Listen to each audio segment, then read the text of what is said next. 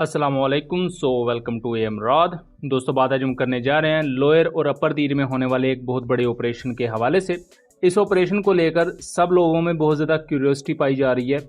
इसमें किस किस्म के पाकिस्तान वेपन्स को एम्प्लॉय कर रहा है और इसको लेकर इंडियन मीडिया क्या रिपोर्ट कर रहा है, और इस ऑपरेशन में अभी तक पाकिस्तान और पाकिस्तान मुखालिफ टीटीपी को कितना नुकसान हुआ है। लोअर और अपर तीर का ऑपरेशन इस वक्त सोशल मीडिया पर काफी ज्यादा मौजूए बहस बना हुआ है, क्योंकि पूरे सोशल मीडिया पर बात ही इसकी हो रही है। बहरहाल मैं बताता चलूं कि 22 जून को स्कर्मिशेस की इतलात आती है टीटीपी और पाकिस्तानी सिक्योरिटी फोर्सेज के दरमियान, जब ये खबर आती है कि टीटीपी के मिलिटेंट्स ने लोअर और अपर तीर के एरिया, जो कि पाकिस्तान और अफगानिस्तान इंटरनेशनल बॉर्डर के बिल्कुल साथ लगता है, वहां से अफगान साइड को इनफिल्ट्रेट करते हुए पाकिस्तान में दाखिल होने की कोशिश की और वहां पर इन्होंने लाल किला स्काउट्स पर फायरिंग की और उसी दौरान पाकिस्तानी सिक्योरिटी फोर्सेस भी इनको इंटरसेप्ट करती है और जवाबी अटैक किया जाता है। और इस एरिया को भी अगर आप देखें तो ये आबादी में नहीं है, बल्कि आबादी से ऊपर पहाड़ी एरिया है, जहां पर जाहिर बात है बॉर्डर का एरिया है और उससे आगे इन्होंने निकलकर आबादी वाली साइड पर आना था ताकि ये अपने महफूज मुकाम तक पहुंच सकते और उसके बाद पाकिस्तान के खिलाफ अपनी कार्रवाइयां करते। लेकिन इनको बॉर्डर के बहुत ही करीबी एरिया में ही इंटरसेप्ट किया जाता है और वहीं फायरिंग का तबादला होता है। जब ये मैं ऑडियो रिकॉर्ड कर रहा हूं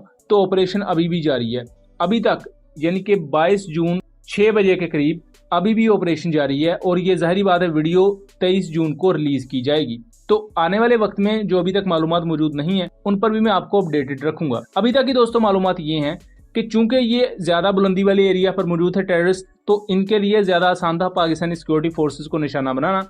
तो अभी तक पाकिस्तानी सिक्योरिटी फोर्सेज के 3 जवान शहीद हुए हैं, 2 के करीब जख्मी हुए हैं, लेकिन पाकिस्तानी जवाबी कार्रवाई में बहुत से टेररिस्ट भी मारे गए हैं। मुख्तलिफ मीडिया सोर्सेज इस चीज को कंफर्म कर रहे हैं, यानी कि कैजुअलिटीज दोनों साइड पर हुई। पाकिस्तान आर्मी एविएशन कोर के कोबरा अटैक हेलीकॉप्टर्स को भी यहाँ डिप्लॉयड देखा गया है, जिसकी झलकियां आप भी देख सकते हैं। इसके अलावा दोस्तों इंडियन ओसेंट अकाउंट्स भी इस चीज को कवर कर रहे हैं। जैसा कि एक इंडियन ओसेंट अकाउंट का आपको मैं ट्वीट दिखाऊं तो वो क्लेम करते हैं कि पाकिस्तानी विंग लॉन्ग 2 ड्रोन्स ने यहाँ बमबारी की है, जो कि मैं कैटेगोरिकली इसको बता दूं कि ये गलत खबर है।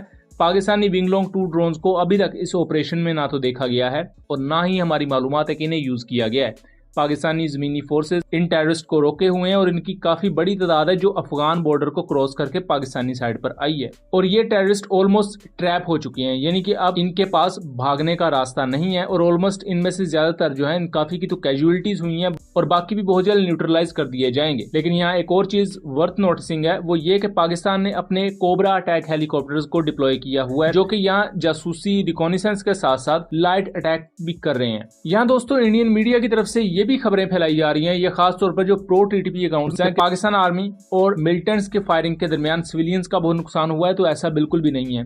ये कॉमन सेंस की बात है। अगर आप इस एरिया को भी देखें तो ये सिविलियन आबादी से बहुत दूर है, ये बिल्कुल पहाड़ों के ऊपर है और यहाँ बहुत अच्छी चीज है कि पाकिस्तानी सिक्योरिटी फोर्सेज ने इन्हें तभी इंटरसेप्ट कर लिया जब ये बॉर्डर को क्रॉस करके पाकिस्तान में इंटर हो रहे थे, क्योंकि अगर इस घाटी से नीचे सिविलियन एरियाज में आते तो इनको कंटेन करना भी बहुत मुश्किल होता और जाहिर बात है नुकसान भी ज्यादा होता और सिविलियंस का भी बहुत ज्यादा नुकसान होता।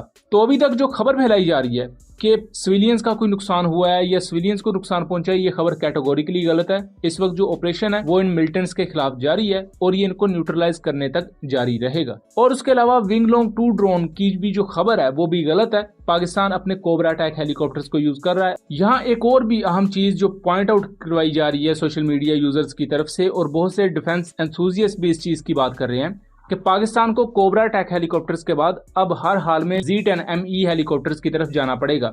2023 में कहा जा रहा था कि Z10ME हेलीकॉप्टर्स की डिलीवरीज पाकिस्तान को होंगी।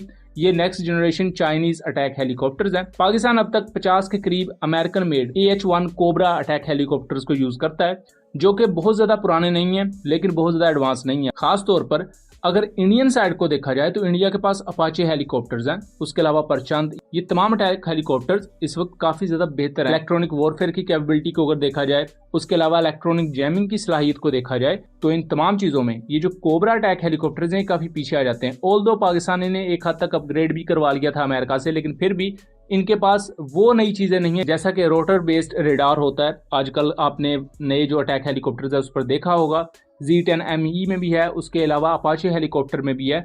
सो ये बहुत सी नई चीजें हैं। उसके अलावा इलेक्ट्रॉनिक वॉरफेयर सिस्टम, उसके अलावा jamming system, missile approach warning systems, ये कोबरा अटैक हेलीकॉप्टर में आई थिंक लैक करती हैं ये चीजें, जो कि पाकिस्तान को जरूर चाहिए, और Z10ME हेलीकॉप्टर में ये तमाम चीजें आएंगी। तो अभी तक की अपडेट्स के मुताबिक 2024 के एंड से पहले पहले पाकिस्तान को ये अटैक हेलीकॉप्टर्स रिसीव हो जाएंगे, और उम्मीद यही करनी चाहिए कि ये रिसीव हो जाएंगे, क्योंकि कोबरा अटैक हेलीकॉप्टर्स को पाकिस्तान आजकल अफगान साइड पर ज्यादा यूज कर रहा है, क्योंकि जब से वहां पर इंसर्जेंसी का इजाफा हुआ है और मिलिटेंट अटैक्स का इजाफा हुआ है, और इंडियन साइड पर यहाँ पाकिस्तान थोड़ा सा लैक करता है, और उस गैप को फिल करने के लिए पाकिस्तान के पास एक अच्छा अटैक हेलीकॉप्टर होना जरूरी है। ये था एनालिसिस, उम्मीद करता हूँ चीजें क्लियर रही होंगी। वीडियो पसंद आई हो तो इसे ज्यादा से ज्यादा शेयर कीजिएगा, ताकि इस आगाही को आगे फैलाया जा सके। मिलेंगे अगली वीडियो में, तब तक के लिए अल्लाह हाफिज।